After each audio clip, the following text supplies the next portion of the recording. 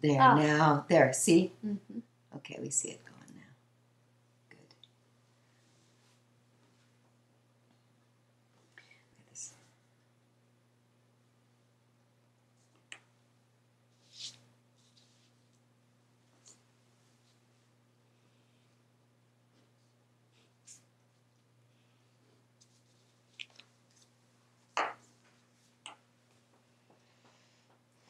Fun. Indeed. Okay. Welcome, everyone, to the Red Room this evening. I'm Heather Carlisle, and tonight I have a special guest with me. You'll appreciate her, and you'll appreciate what she has to share with you and to teach. This is Jana Rupnow. Welcome, Jana. Thanks, Heather. I'm so excited to be here. I want to talk about infertility in women. I think it's a really important topic. So many women are struggling with infertility in silence, really. And so I love this format. I think women can tune in and ask those questions that are difficult to ask and go ahead and type those in. And it really anything. You can ask anything.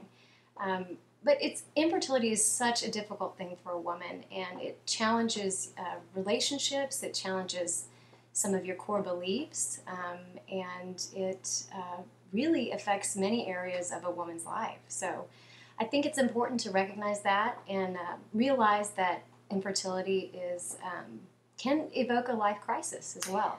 And so what you need to know is Jana is one of my colleagues, and her specialty obviously is infertility. She's also a relationship counselor and a licensed professional counselor, and she is working in the field of psychology, not in the medical field, although she works with doctors, because doctors who are helping people with infertility, oftentimes it's so stressful, and I know we don't hear much about this, as Jana said, that it's a silent struggle that people have who are working with this. So doctors call on Jana to work in counseling with their patients, and also she's worked with hospitals and agencies. So that's her specialty field, although she has the same credentials I do in psychology. And I wanted her as a guest today because her view and her specialty is rare, and nowadays especially, I think we need to be able to be open and to talk about this. So at any point, type your questions, whether or not it has to do with infertility or with what Jana does, either one of us. We're here to answer your questions and to give you good information. And so, as Jana said, this is something that's oftentimes not talked about. And in your private practice, I know that people come to you for assistance, and probably, as you said earlier, and I know she's going to share with you, that there are some things they are afraid even to tell you in a private counseling session. Yeah, there are. And there are a lot of feelings of shame and guilt that women have. And, sex can be a topic that is difficult to talk about, even with a counselor behind closed doors. So, and that's very much impacted as well. So talk about, why would a woman feel shame? It's a good question. I think women feel shame because they expected to get pregnant on their own. They expected that it would happen naturally. And when it doesn't happen, they begin to feel like something is wrong with them. Many women report that feeling, that what is wrong with me, that I can't get pregnant and my friends can. And so I think that there's this feeling of responsibility that something is wrong with their bodies or their eggs, or that they take on themselves. It's a natural feeling, but it can be a very counterproductive feeling because often it creates additional stress and negative feelings that they have toward themselves. Towards themselves, and then of course, if they're not feeling good about themselves, how is their husband experiencing them? Right, and so if they're not feeling good about themselves, then it impacts the relationship. They may feel resentment or frustration toward their husband because he may not be responding the same way they are. Mm-hmm. So he may be needing to take breaks from it and go be distracted. He may need to go watch TV or, get involved in work, and the woman often feels like he doesn't understand or he's not feeling this as much as she is. And the truth is, he's not feeling it quite as much. Men are not impacted as much by infertility. That doesn't mean they're not feeling it. They just tend to deal with it differently. And that reminds me of two things about guys, that men really have the ability to shut down their feelings and put their emotions aside and go on and work and take care of what needs to be done for their family, and just to avoid the emotions, and therefore look like they're cold or that they're not emotionally sensitive because they're protecting their own sensitivities. Yes. While they see her being hurt. And the other thing is that I know as a marriage counselor, when a woman isn't happy, the natural response for most healthy guys is, if my wife isn't happy, then I'm not a good enough husband. Mm-hmm. Yeah. And if she's not happy in the stressors of infertility and trying to get pregnant, then he's going to take it personally and feel bad himself. Mm-hmm. And then what happens to their love, their relationship, their intimacy, their sex life, when he feels like he's not a good enough husband anymore, and then she doesn't feel like he's a good enough husband because she's not happy, and so he's distancing. Is that how you see it? Yeah, you can see the cycle that Heather just described, is that a woman will become very almost obsessed about having a baby when she's not able to, which is natural. And a man will begin to feel that he's not enough for her. And so he begins to feel that the relationship is suffering. And oftentimes a man that is where it will show up most in a man, is in the relationship, the angst of infertility. And then the sex can become obligatory, more like uninspired, we got to do this medical procedure almost. Oh my gosh. Yeah. And then not only are you having emotional stress worried about whether or not you can have a child or get pregnant, but then even the renewal and the goodness and the love that happens naturally for us when we can make love with each other, then he's that's affected. Yeah. Then and it can actually also lead to hyposexual desire. What does that mean? Just for the layman's terms. Yeah, that means that you just don't want to have sex. You can't get aroused. You're not interested. Men can have even erectile dysfunction. Mm-hmm. They can have anxiety over specimen production. I mean, let's face it. They have to go into the medical office and produce, and that can create a lot of anxiety for a man as well. And they really don't have a whole lot of places they can talk to. They can go to talk to about that. So yeah, and if a man is supposed to go in and produce healthy sperm, I mean, that's like asking him to be an unfeeling robot, when sex is usually associated with love and renewal and intimacy and privacy. And here you are in a doctor's office. I've often thought that doctor's offices, they should have like a bedroom for a couple. Yeah. Where it's warm and comfortable and private, and they can be with each other as a man and a wife, as lovers. Yeah. Even though it still might be a bit uncomfortable, but they do recommend that men bring in their own headphones, or their own materials if they're more comfortable, if that helps. So still. And women, I know. It's like pack your backpack. I know. It's got to be difficult. It's difficult for men and women. Women have the same low desire.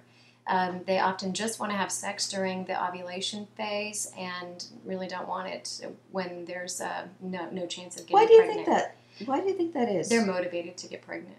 So they're saving it up, so to speak. There's kind of an idea that if a man doesn't ejaculate as much, then it's going to be more effective during this ovulation. But it's going to be important for couples that are struggling with infertility to plan sex dates and actually go and have sex on fertile times. And I know that's a lot to ask of a woman who's trying to conceive, but it's going to be very crucial for your relationship. It makes me think of, and I know infertility, people work on this for long periods of time sometimes, not just a couple of months. Yeah. And so if your sex life is disrupted, I mean, that's, to me, one of my previous Red Room talks was how sex is the ultimate panacea. It's the place where we get more comfort, more renewal, rejuvenation, and closeness. And if we've disturbed our greatest source of physical, emotional, mental, bioelectrical renewal, then the stress of infertility is then compounded. Absolutely. Because their sex life is now no longer about lovers tending to each other. Yeah. It's, that's... And it's kind of one of those, inevitable aspects of it, but there are ways to get around that, and there are ways to improve that aspect of it. It's very similar, what you're saying, to what of the therapies they're using to help women who are infertile is eliciting the relaxation response, which is that deep sense of relaxation in the muscles that you get not from taking a nap or watching TV, but from actually engaging that in your body. Stress can release all kinds of hormones and increase your heart rate, your blood pressure, and even suppress your immune system. And so does that mean that suppresses a woman's body just relaxing and wanting to get pregnant?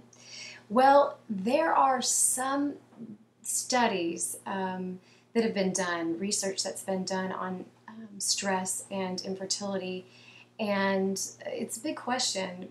The early research that was done showed that anxiety didn't have any correlation to infertility, but anxiety was defined, or stress was defined as anxiety alone. Okay. And more recent studies have shown that depression actually may have an effect on fertility rates. There's been some studies done in Boston through the Mind-Body Institute at Harvard, and they have seen some links to depression and fertility. So I think it's very important to get fertility or to get depression treated, or any symptoms of depression treated, if you are undergoing fertility treatment. So then that means that when you're in this process of treatment for infertility and trying to find a way to get pregnant, it's really important then that you take care of yourself, keep yourself happy, keep laughter in your life, keep yourself physically active, doing all the things that we recommend for people to do for their depression. Because I'm sure while people are being treated for infertility, she's probably not going to be prescribed antidepressants. Not unless it's major clinical depression. In that case, antidepressants actually might be indicated and be helpful. If it's mild depression, the relaxation response can have the same effects that antidepressants would have. So talk about that. System. What is that? Yeah, exactly. Well, it is the ways that you can do it really are things you've heard of before: yoga, even breath focus, or there's something called, in our profession, progressive muscle relaxation, and that's a technique that you can learn. You can research it yourself, or you can learn it from a therapist. Are you going to reference that with this? That's a good idea. This is a book by Alice Domar. Let's see, let me hold that up. And it is about conquering infertility, and it talks about the relaxation response and some of the techniques, and it goes into some more detail about it. So if you're interested, this would be a great resource for you, and you can just get that at Amazon.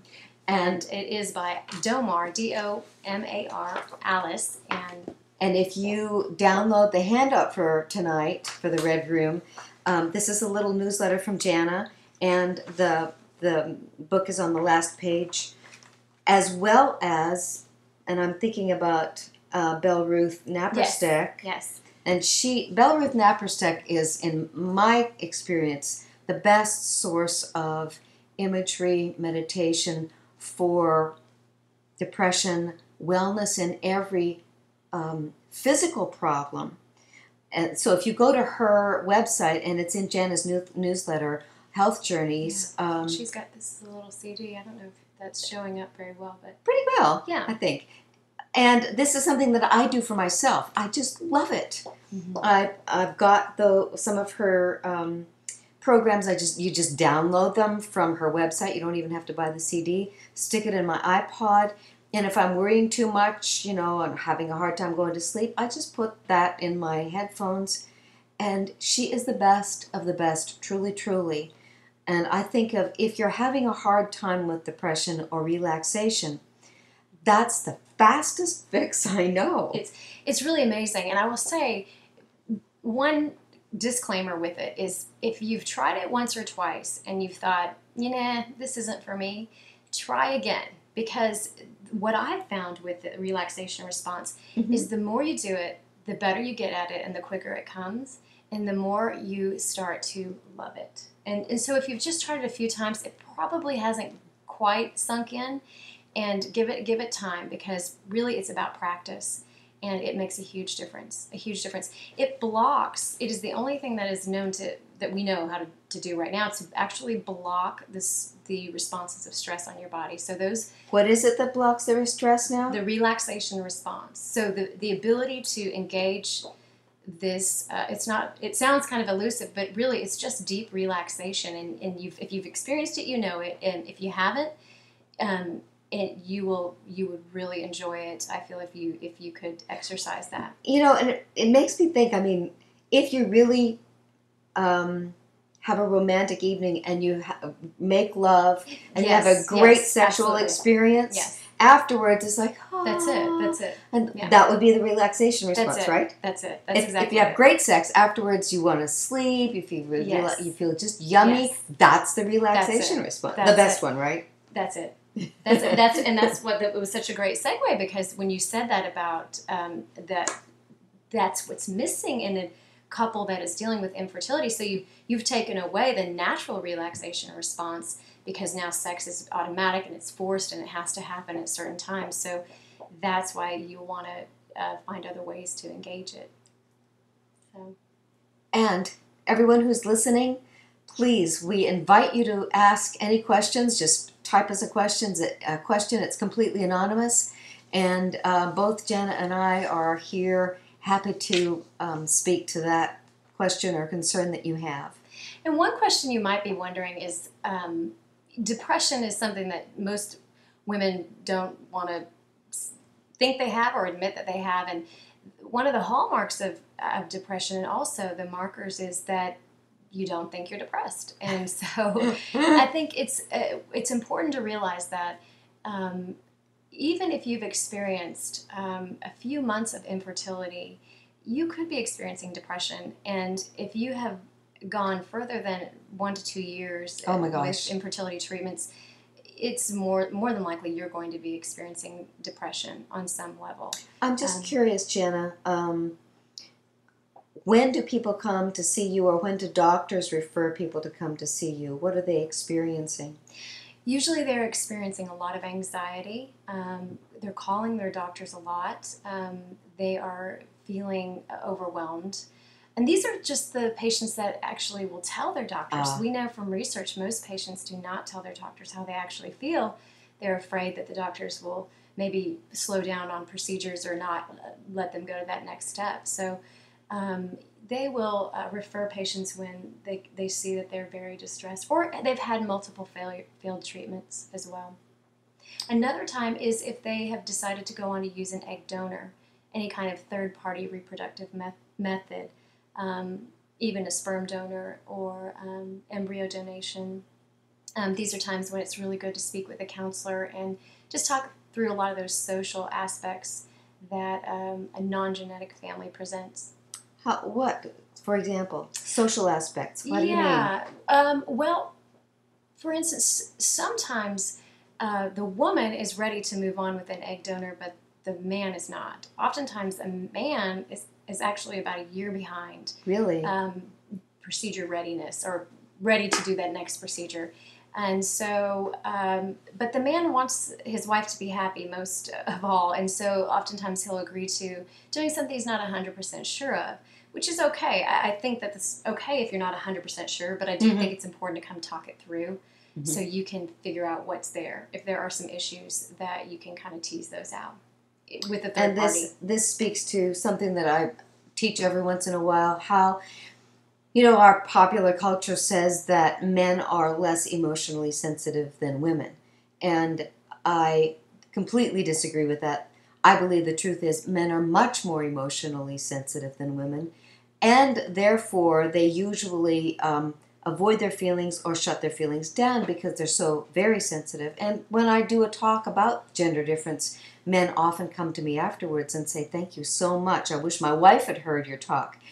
And so that makes sense to me then, where a man is a year behind a woman, because as women, I think we're emotionally connected, so we work through our feelings more as a regular day-to-day thing. And because men can sideline their emotions, we have this false assumption that they're less emotionally sensitive. The truth is that they're more emotionally sensitive, and that would then make sense to me that they're about a year behind. Yeah, and also there are so many issues with regard to third-party reproduction that people aren't aware of. They just haven't thought about. So sometimes, How do you mean? Well, a man or a woman might not be ready to have a non-genetic member of the family. So they're related to the husband but not the wife, and there can be some tough issues that come up with that. Sometimes couples will express to me that they may feel some resentment over that their husband is going to be genetically related to the child, but they won't be. And so things like that are important to just almost talk over. like he's having a baby with another woman. Yes, and that brings up jealousy, especially in the egg donor selection process. That women and men can get very jealous. These are all these feelings that are difficult to talk about, and even with each other as a couple, it's hard. Oh, sometimes even more. Yeah. And so then I'm wondering, it's difficult, and all this resistance and yet desire. Do people get over it, or do they harbor this? What do you think? People absolutely get over it. It's a difficult phase, but people, it's sort of a myth that infertility is just devastates a marriage, that they can't survive. I think a lot of the research and studies show that most marriages do fine, and it really comes down to communication skills. It's important that the couples are communicating with each other and are able to make sure they're on the same page with what they want, with their fertility wants and desires. And some couples report that it actually brings them closer. So it's not always so detrimental on a relationship as long as you're taking care of the relationship. Somebody typed us an alert, said, "Hey guys, the document download is blocking the video feed. Is that still the case, that you can't see us because of the document being there?" And I'm wondering, I think Jack is listening, and he's going to examine it and see if that's the case. We definitely don't want to do that this evening. I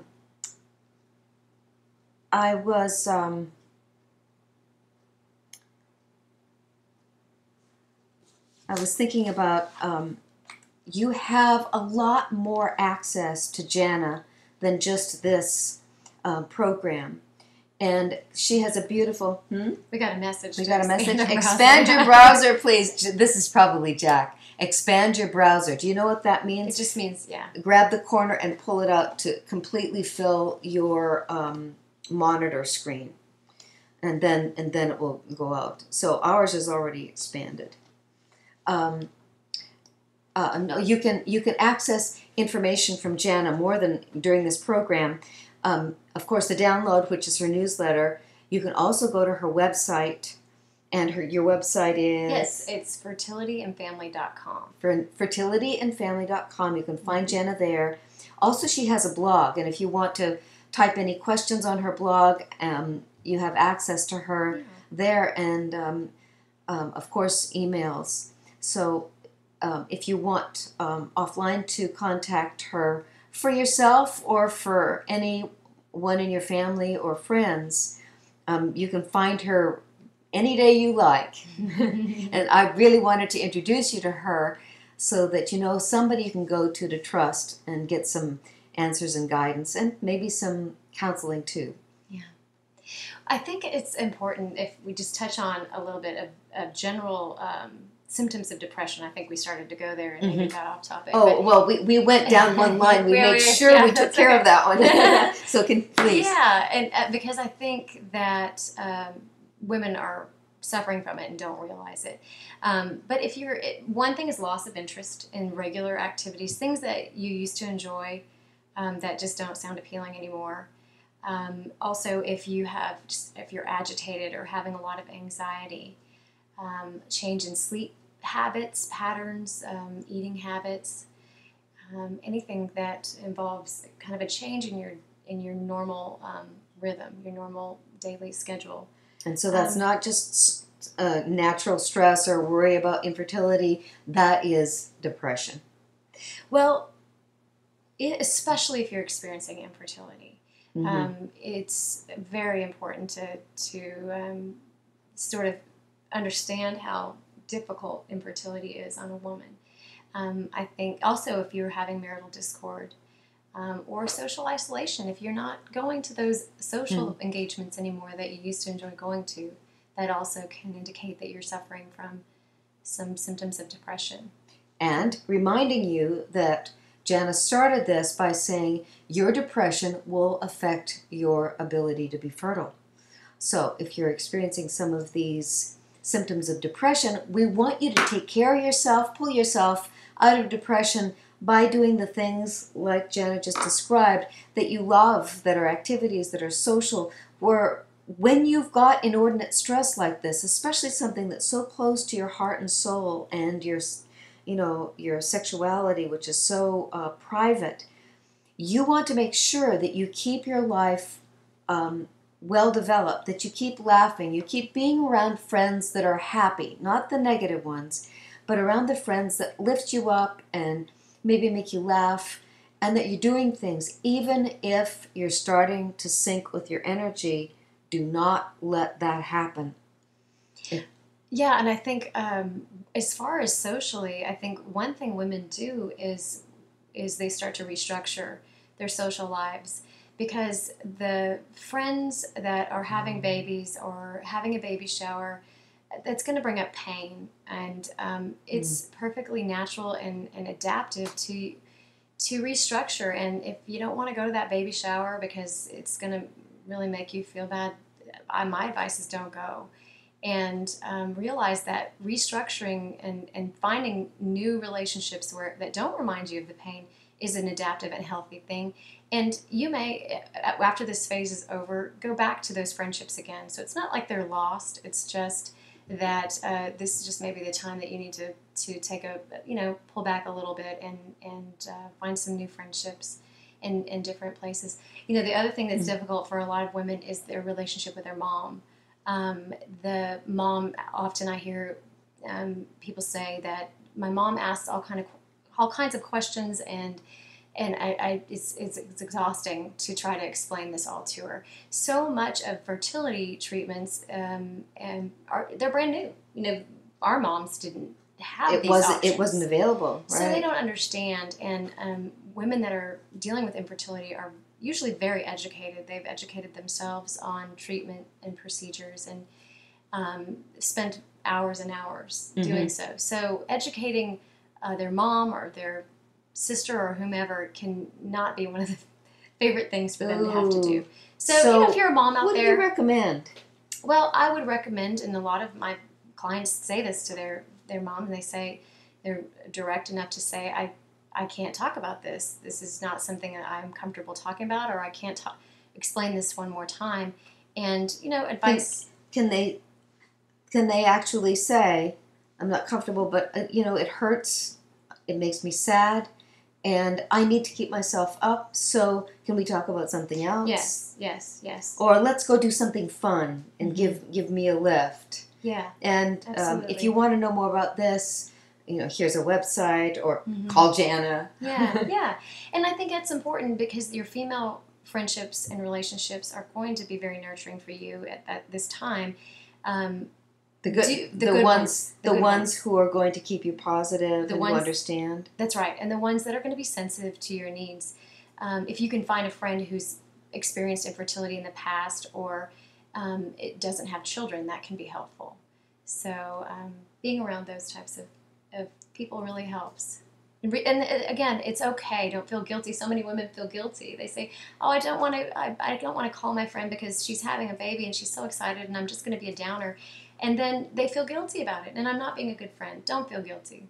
It's natural to want to pull away from that right now. It's almost the way you're conveying it. It makes me think about how a woman is when she's pregnant, and it's like where she takes care of herself. Mm-hmm. Mm-hmm. Where there's certain things she doesn't do, different activities that don't fit anymore.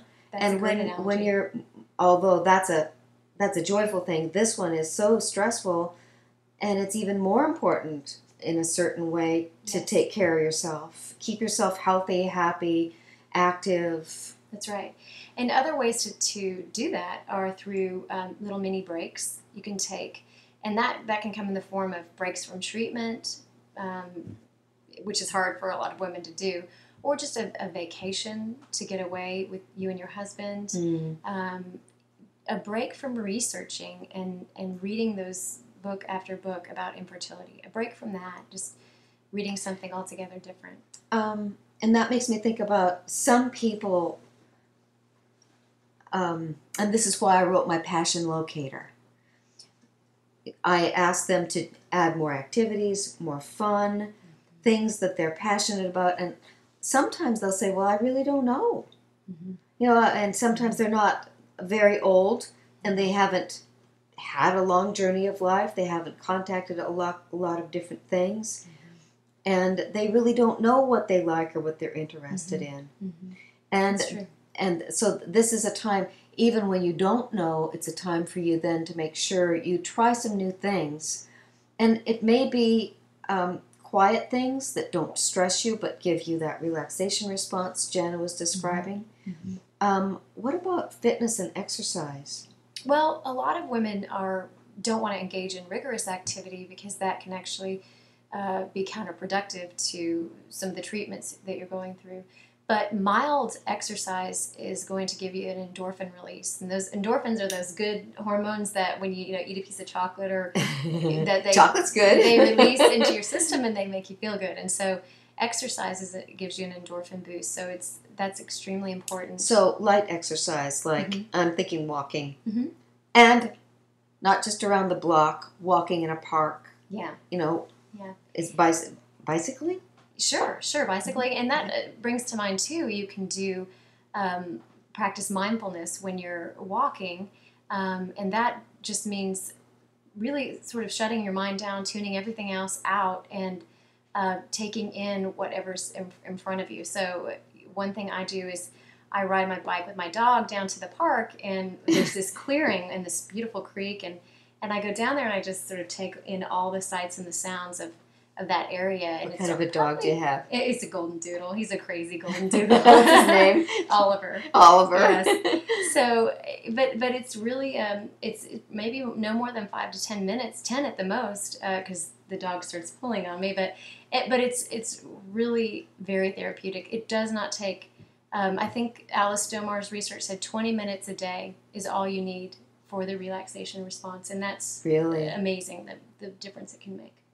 Only 20 minutes. You can do that if you're stressed or depressed, even if it doesn't have to do anything to do with infertility.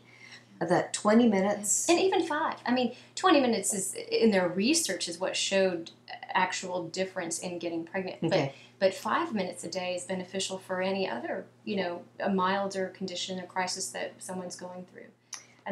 I love that, and I shared it with from the Red Room a while back, the 9 habits that give us healthy lifestyle that as a result of the National Geographic study.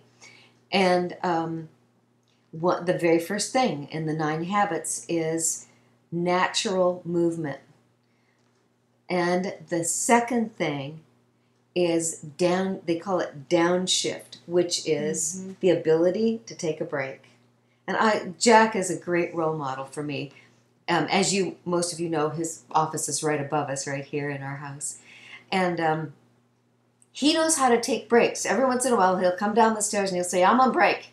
And so I'll go on break too. And he's a lot better at it than I am. And I think, women are so practical, and we're always on watch, especially when we have kids. But the idea of a downshift or taking a break that's what healthy, happy people do. And so many of us don't have that kind of pattern or habit or skill. What do you think, Jana? Yeah, I think that's true. I think it's hard to establish the habit at first. You maybe justify it by, "I don't need this," or "I'm doing fine." And I think it's once you really take that break and start doing it consistently, you see the power of it in your life. So it's, I think it's really important. Now, I know you have some questions out there, so if type anything that comes to mind about anything we've talked about. Yes, or anything else. Whatever's on your mind or on your heart, we're happy to hear your questions and talk about them. Because both of us are counselors, and you got anything you want, right? Yeah. Yeah. We'll have some ideas for you, that's for sure. Yeah, that's right. And especially just letting you know, some other resources that a woman dealing with infertility can turn to is a support group. That is huge. And it's kind of like, you and I, we get to bounce things off of each other. And that's what they do. It's a support groups is bounce ideas and thoughts and feelings and suggestions off of each other. And there are two good support groups in the Dallas area that are in the handout that Heather has posted. And you can contact the women that are head of those groups and get involved. And I think that can really make a difference. In fact, support groups have shown to provide as much benefit as the relaxation response. So they've researched their support groups too. Yes, they did for infertility. Yes. And it can be as effective as the relaxation response. I would assume so the that power it gives of women, you one. I mean, that's a break, right? High quality break. It's the ability to talk to others, for them to understand your needs. Women feel like they can't talk with their husbands at length about this because the husbands tire of it, naturally. Yeah. Women communicate differently. And as you know, we have many more words we need to speak every day than most men. Not all men, some are very verbal, but we need, a woman needs to share, be understood, and validated. Yeah, that's true. Looks like we've got a comment. We do. Oh, good. Okay, let's see. First, thank you for taking your time to do this. Thank you, Jana. This is off subject, but I read the Destroyer chapter in the Hero's book. Fabulous. It did not seem to be for me. Let's see here. My browser is moved a little bit, so I'm not seeing. To be for me, as it seemed to concern people who were afraid to die. I pray to die. I am afraid I will have to live the rest of my life alone. Oh, my dear. Oh, my dear. So, first of all, yes, everyone, the Destroyer, the chapter in the Hero's Journey book called Awakening the Heroes Within, the chapter on the Destroyer talks about the place in our lives when we have stressors that are so big, it brings us to a screeching halt, and it can be what we call the dark night of the soul or the valley of the shadow of death. So it's probably the most difficult, painful, and sometimes hopeless experience of life. And it takes a while to go through it. And usually we end up in a spiritual place, really, where we say, I've done everything I can, and I need to kind of rest myself on the strength of the Creator, of Providence, of God, of whatever spiritual concept that you have around how we've been created or fathered or mothered, and ask in essence, thy will be done, and help me. So it's accepting great loss, and oftentimes the end result is the just acceptance of life as it is, being very human, and also humility, humbled. And humility is a sense of true reality, I think, where humility says that I am no better than any other person, and I am no less than any other person. I am just a person. And so it's sad for me, and that I hear you say, I pray to die. And if that continues and you think about hurting yourself, please call me or Jana or someone, because we don't want you to harm yourself. Life is not here to harm us. Life is here to grow us and to challenge us. And if you are praying to die, that says to me, from what you've typed in, I am afraid I will have to live the rest of my life alone. Dear, dear heart, there's no reason to live the rest of our lives alone. And I know that this is an emotional place and you must be in devastating grief. There are millions and millions of people on the planet Earth. And there are many people who don't want to be alone and are alone right now. And that's one of the things, I really appreciate the services that we have now, where the dating services and the online services, where you can find people, maybe not even to date, but to talk with online. And yet there are people in your neighborhood where you don't have to be alone. Maybe right now there is not a beloved for you, especially if you're feeling this way. But there is someone to talk to. There is an acquaintance. There is a friend. There is some kind of a hobby or an activity or volunteer place where you can go and find a connection. A connection of any sort. A connection with a person that just needs you to sit with them. A connection with a Boy Scout that needs you to teach him how to paddle a canoe. A connection with a little girl that's having problems because she can't walk right. A connection with a nonprofit that needs somebody like you who knows how to do bookkeeping. There are 1,000 ways for you to find connections where you don't have to feel like you're alone. And I'm assuming, dear, that you're talking about you don't want to be alone as a person. You want a mate. You want a life partner. And that says to me how healthy you are, dear. And when you're healthy and you have that kind of a longing, then I know for sure that there is someone out there who wants you just as much as you want him or her. And that, and this is the unfortunate part of life, you're going to have to let your life unfold until those paths cross or touch or become parallel. And that means stay connected with this longing. Because I really believe that when we have an experience of such longing, the beloved is here.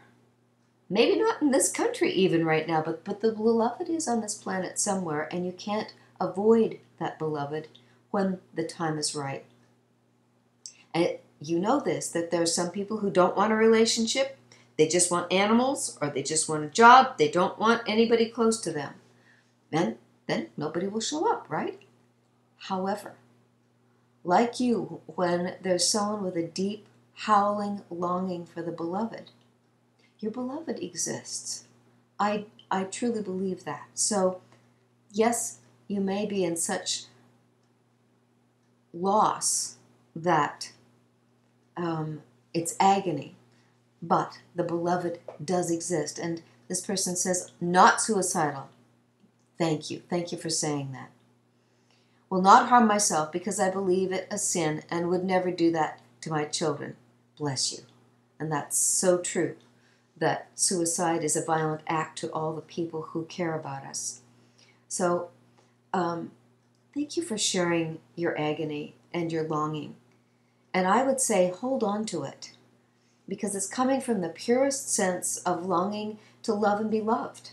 And that's, to me, right at the ground of our heart and soul. That's a healthy longing that you have. And, my dear, now this is the hard part. And it's just what Jana was saying, too, about women who are depressed.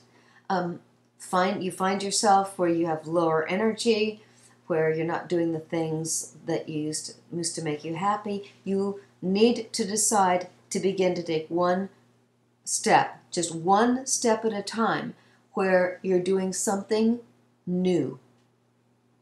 Maybe not every day, but maybe every week. You decide, and it takes extra energy, but you decide there's something extra you're going to do, like Jana described. Just riding her bicycle with her dog. Takes 5 or 10 minutes. I can't say you must, but I wish I could say you must. I would want you, I urgently recommend that you do something each week that takes you in a different location. And if you're in a city, I know there are 1,000 different things that you can go just stick your nose in. And Jana's putting this right in front of me here. This is a meditation to promote general wellness. So I'm going to hold it up there closely so you can see it. See that? This is one of Belle Ruth Naparstick's CDs. You can download it off the internet as well. And she has one for depression as well, and infertility. Just for both of those topics are coming up, and it's pretty powerful. Her voice is very healing and therapeutic. Jana and I are pretty opinionated.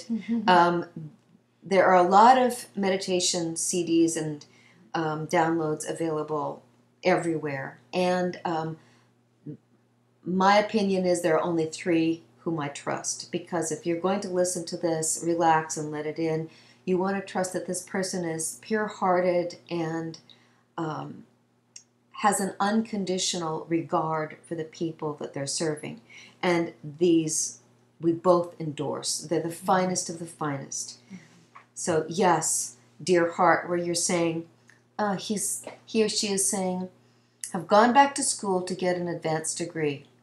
Bravo. I walk my dog every day. Since our earlier contact, I have started to be around people more, and it does seem to help. So you chimed in earlier on the Red Room. Thank you so much for coming back in, and it does seem to help. Bingo.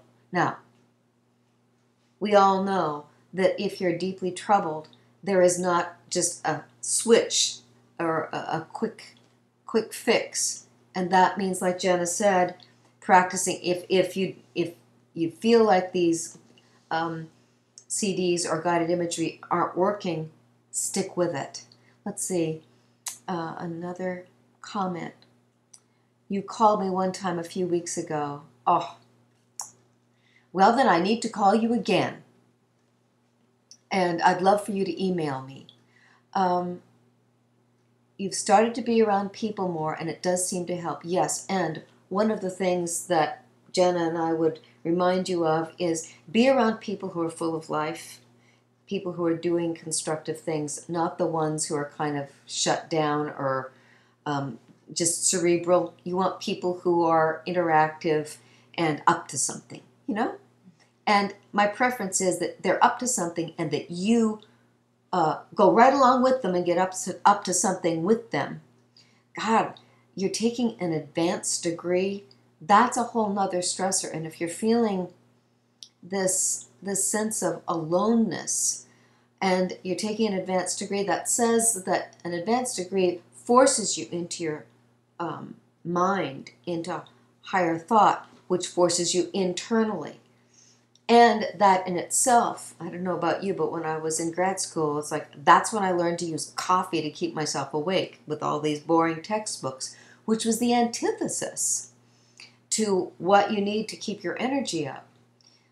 One reason why when I finished my graduate degree, I immediately went and found a private teacher and took painting lessons so that I could be with nice people doing something light and creative.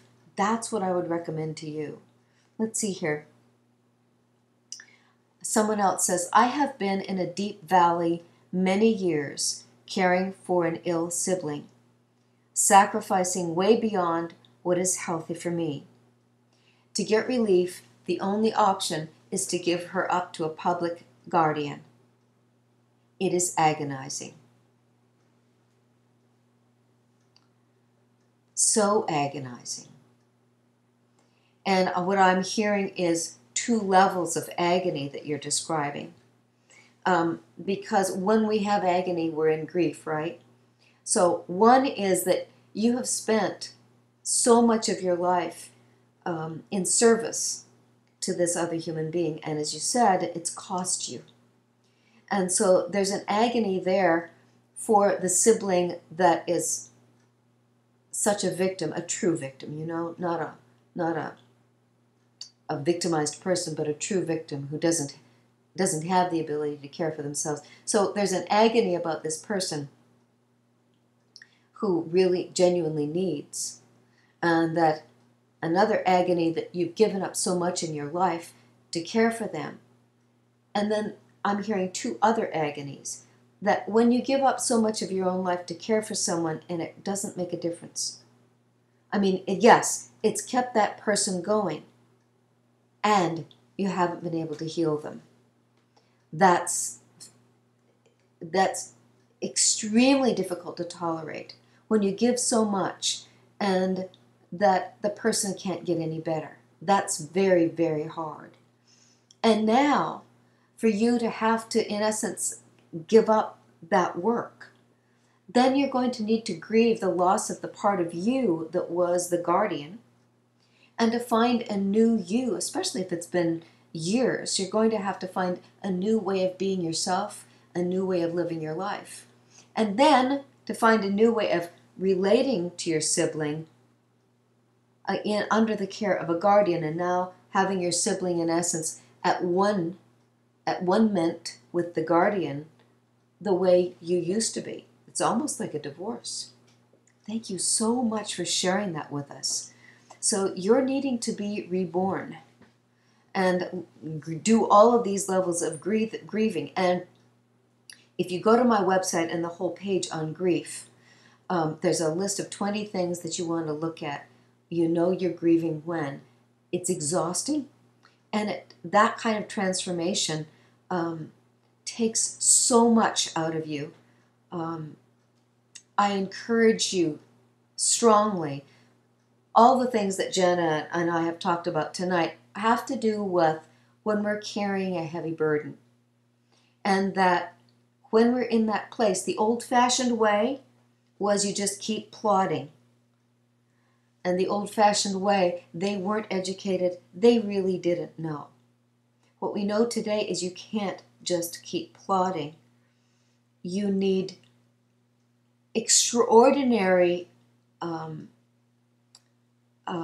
efforts to take care of yourself and to bring in the good stuff and the positive stuff. Any thoughts from you, Jana? Yeah, it reminds me, you talked about grief, Mm-hmm. and that is, it's really correlates very nicely with the topic we've been talking about, because whether you are dealing with an ill sibling, or you're dealing with loneliness from a lack of a relationship, or whatever is causing your despair, in infertility as well for women who want a baby and aren't able to have a baby. And men. And men as well, Mm-hmm. yeah.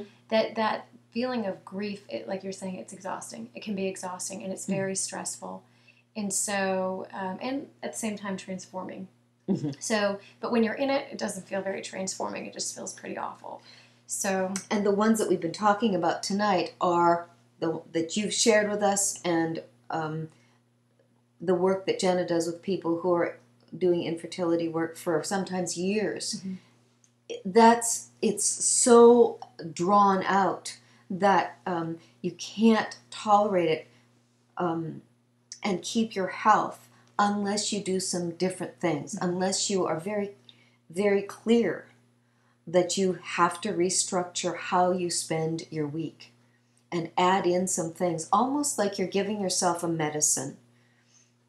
Some form, a walk, a new friend that's more positive, that you know somebody that's more positive that you would like to spend more time with, a new activity, just some hobby.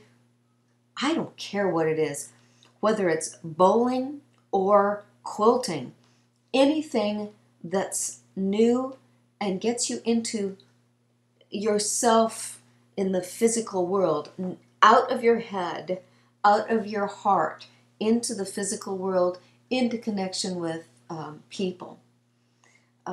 Bless you for sharing that with you.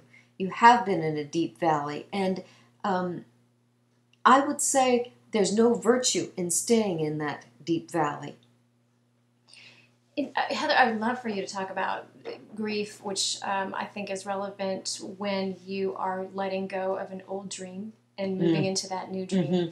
In that valley, how you stay in it because you aren't able to let go of the old dream. Oh, thank you. That's what we call, and I'm looking at our time here. We got 5 minutes. When you're in that valley, and what Jan was just describing is what we call complicated bereavement, where we stay in the valley and we're not able to let go of the old dream or the old relationship or your old role as a guardian or the old way of how you were with a previous lover or lifestyle. Or the idea of having a baby naturally, that you'd get pregnant, boom, on your own, without intervention, without medical treatment, or the idea that you'd have your own biological child as well. So any type, it could take so many. And finally realizing that the fertility work is not going to work, and that if you really want a child, you have to give up that dream and start considering adoption. Or remain childless as well. So that some women have to grapple with that eventually. So anyway. And then that's a whole other part of adjusting your identity too. Do I want to be a mother no matter what, or do I only want to be a mother if it's my child? Oh my gosh. Or my husband's child. So letting go of that old dream can be very difficult, and that's this process we're talking about. And this is where complicated bereavement happens, where if we have a fondly held dream that's close to our heart and soul, something that is so precious to us, it almost feels like a betrayal if you let go of that dream and put it behind you. But at a certain point, you can't stay in that dark valley any longer, and it's time to move forward. And usually I think about that as, if you've been in that valley for more than a year and a half, the most 3 years, you need to now really let go and decide to move forward and to find a new, when we do let go, oftentimes then we experience even more pain because we've been holding off the pain and the grieving process by not letting go of what we hoped would happen or what we hoped we would become.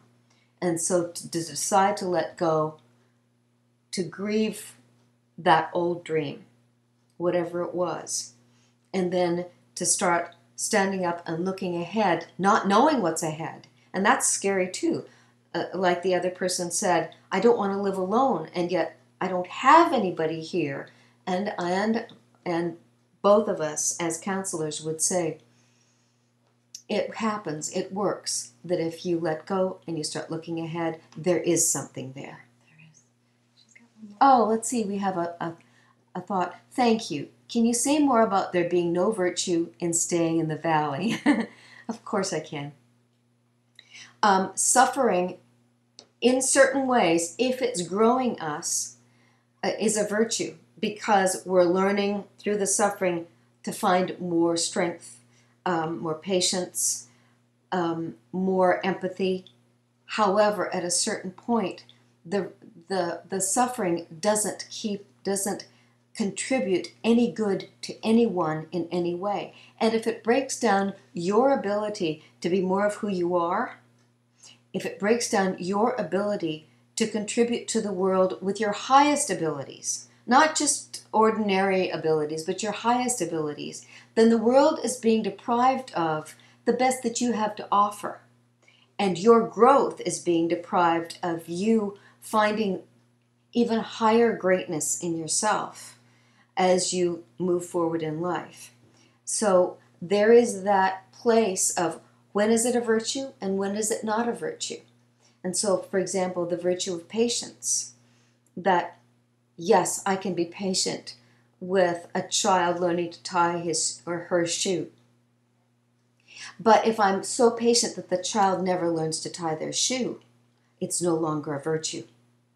So a virtue comes from our character, and it's about how do we do the loving thing? How do we live a loving life? And that means how do we find the greatest parts of who we are to be and to give to the world and to be in our relationships.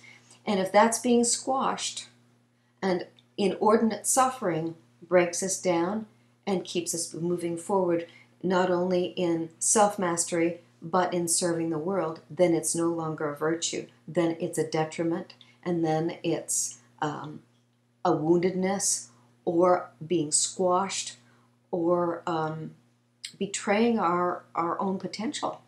Does that speak to what you were looking for when you asked about there being no virtue in staying in the valley? And that is, as Jana asked us to talk about, complicated bereavement, where we are no longer growing. We are no longer in the fullness of life. We are no longer moving in life. We've been blocked and we become stagnant. Does that help, dear? And thank you so much for asking that question. Any thoughts to add? Yeah, no, I think I think it was wonderful. Thank you. Yeah. Any thoughts or any questions for Jana before we sign up for tonight? And Jana, thank you so much. Thanks for having me. Thank this you. Fun. Yes, and you can tell it's fun for her, and you can tell how deeply she cares about her work with people who really want to have a child, because you have your own story. Mm-hmm. It's true. It's true. Yeah. Go to her website, ask for her newsletter, and send her an email. She has her own story about infertility and adoption. Sure, I can relate to it myself, so that it makes it easier for me to help other people, and also it's a passion of mine. So. Thank you for being here, and thank you for your passion. That's you. exactly what I'm asking you to do. Let's see here. Yes, I won't be helping that person anymore, though. But you are right. I have nothing left for anyone or anything else. Oh, my dear. Which means now it's time for you to shore up yourself. And guess what? That's the good news and the bad news. The bad news is you're going to have to do some changing. The good news is, hopefully, it's going to be a new life with more aliveness, more laughter, more fun, and more adventure than you've had for a long time.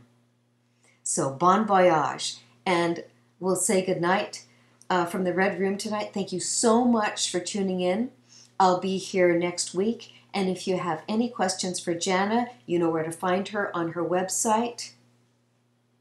Fertilityandfamily.com. Fertilityandfamily.com. And that's right. Say goodnight, Jana. Well, good night, everyone. It was great to be here. Thank you. And we'll see you next week.